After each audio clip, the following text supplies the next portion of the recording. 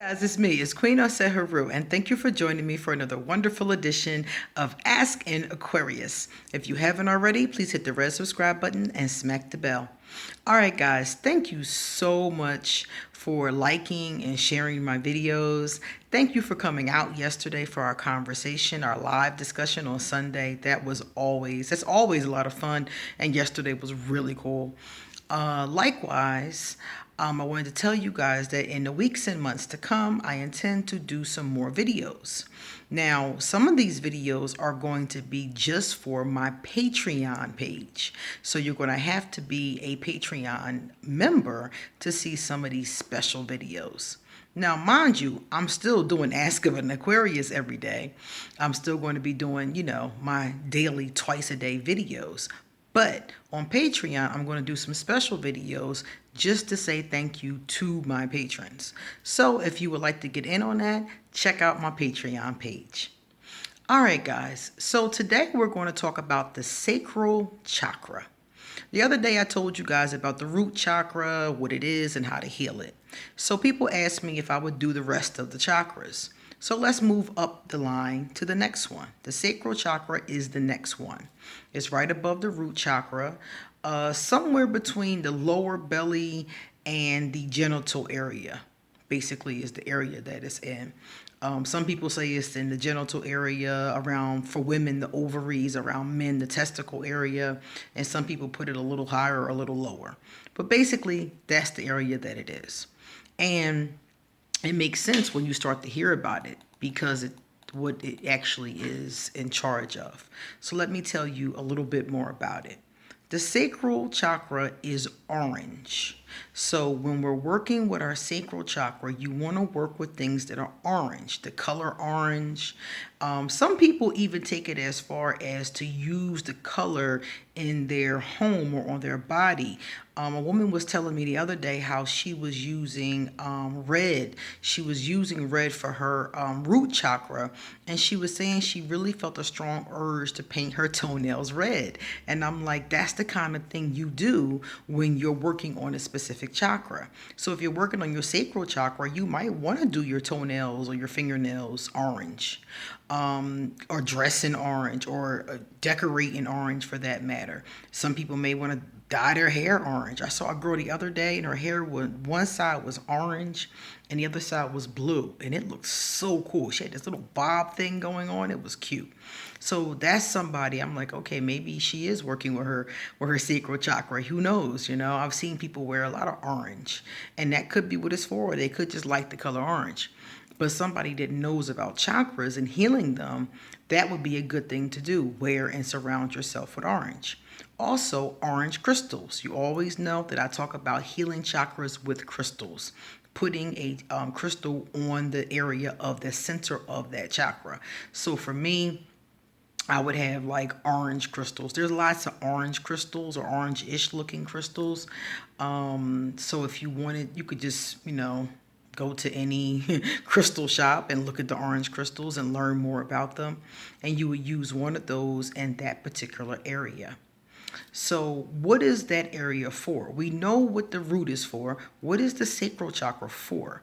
Well, that area is associated with emotions, feelings, relationships, sexuality, sexual pleasure, creativity, and fantasies. Anybody that knows of the Yoruba tradition, that would be the area that I would say Oshun. That would have to be Oshun's area. That's what it's all about, that sensual, sexual kind of thing. Not that that's all Oshun is about, because she has a lot of characteristics, but that is an area that she dominates, especially relationships and love, things along those lines. So if you have a problem like you've been sexually assaulted or something along those lines, sometimes you will have a underactive or a damaged or clogged sacral chakra. A lot of us, unfortunately, have experienced this, so it's very common, especially in women. I see this a lot in women. But of course, anybody can be sexually abused, so it could affect any of us. So if a person has an imbalance in their sacral chakra, I'm going to tell you how you can tell. because usually they're codependent or dependent on other people or substances. That's a common one I saw as I was doing research about it in my book and online. And it talked about a person with a sacral chakra often has dependencies or codependencies. And some of the times it's on people or persons or more than one person or just one person. And sometimes it's on substances like alcohol, drugs, things like that. This is a person sometimes who can't control their emotions. Somebody who is overcome with their emotions may have a weak or clogged or underactive sacral chakra. Somebody who's not in touch, like the complete opposite. They're numb to their own feelings and other people's. That person could have a problem there. Somebody who's always in their fantasies, sexually obsessed, like with porn, or always masturbating, like to the point where it's overindulgence, or they're overindulging in fantasies, things along those lines, like not really here in reality with the rest of us, but always in their fantasies, off in the stratosphere. This person could have a hyper sexual obsessions or sexual desire or like nymphomania, or they could just be totally detached from sex and sexuality and not interested in it at all.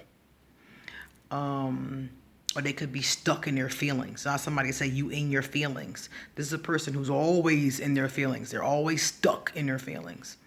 So if you or somebody has those, one or all of them or many of them, it's a good indication you may have a problem with that sacral chakra.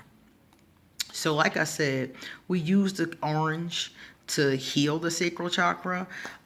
We do meditations, sacral chakra meditations. There's also sacral chakra music online. Those things are all helpful with the sacral chakra, but that's not all. Also, taking care of yourself, like self-care, is good for the sacral chakra. Somebody who takes baths and goes to the spa and eats healthy foods and treats themselves to maybe getting their hair or nails done, those kind of things. Self-care isn't just those things. There was also like taking care of your mental health and taking care of all kinds of things, anything to do with caring for the self, basically.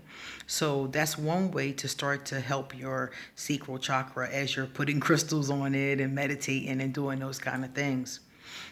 If you're in this space of dealing with your sacral chakra, you have to be very gentle and understanding with yourself, because it can cause the issues that I was talking about, and you have to be very cautious with yourself as you're trying to heal those issues, especially if you've been abused, like I said before. Being near water is helpful. The ocean, the lake, the river, those kind of things can be helpful for the sacral chakra. The ancients also tell us to drink plenty of fluids when working on the sacral chakra, and when working on any of the chakras, they always talk about water specifically. It's also good to find ways to unleash your creativity. If you're working on your sacral chakra, doing creative things is good for it. Painting, interior design, whatever creative things you have going on, that's a great way for it.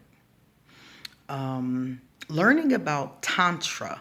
They always recommend, all the ancient greats that know about Tantra talk about Tantra being a wonderful way to explore your sexuality and make it something sacred. The only thing I know about Tantra is that it is it's not just about sex, from what I understand, but I understand one aspect of it is about learning how to have sacred sexual experiences. So if you have a weak or underactive sacral chakra, learning about Tantra, reading about Tantra, I would say, learning about it from a philosophical and a spiritual standpoint first, I think would be really beneficial. These kinds of people also should not engage in toxic relationships. None of us really should. We should heal those. We all should heal them. But if a person has a difficulty in their sacral chakra, those kinds of relationships are even that much more dangerous for them. They need to be in, especially romantic relationships or close relationships with really supportive people. Balance your feminine and your masculine energies. So oftentimes hip rotation exercises is good for this in yoga. They say to balance those energies will really help your sacral chakra start to spin and be alive. And dancing. The last one is dancing. It says there the spontaneous dance, belly dance, pole dancing, African dancing, those kinds of rhythmic dancing can get you to open up the hips and open up that energy right there in that area. So those are some things you can do to heal your sacral chakra. And like I said before, therapy is always beneficial whenever you're working on something, especially if it deals with abuse. I always recommend therapy, especially if you find a really good therapist, because a lot of times the emotional things that we go through are not always easy to deal with by ourselves.